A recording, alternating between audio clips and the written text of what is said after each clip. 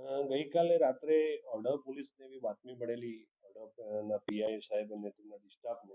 એક 10 વ્હીલની ટ્રક છે MH Maharashtra passing truck છે અહીંથી પસાર થવાની છે ને પાંજરાપોળ થઈ અને હાઈવે ઉપરથી નીકળવાની છે. તો આ ટ્રક ઓઢવ રિંગ રોડ બ્રિજના છેડે આવતા બાતમી મુજબ અને વર્ણન મુજબની આ ટ્રક રોકતા તેની અંદરની ચેક કરતા તો તાડપત્રીની અંદર ગ્રીન કલરની તાડપત્રીની અંદર જોઈએ તો ઓરેન્જ એટલે નારંગી ની અંદર દારૂ ઉપર નારંગી અને ઘાસ હતું અને નિંદની બાગની અંદર દારૂની બોટલો હતી. તો કુલ 2932 જે બોટલો કહેવાય સીલબંધ 750 ml જેનો કુલ મુદ્દામાલ થાય છે 14,66,000 અને ક્વાર્ટર્સ બોટલો જે છે 9,408 કે જેની કિંમત થાય છે 9,40,800 એમ કુલ 24,06,800 નો મુદ્દામાલ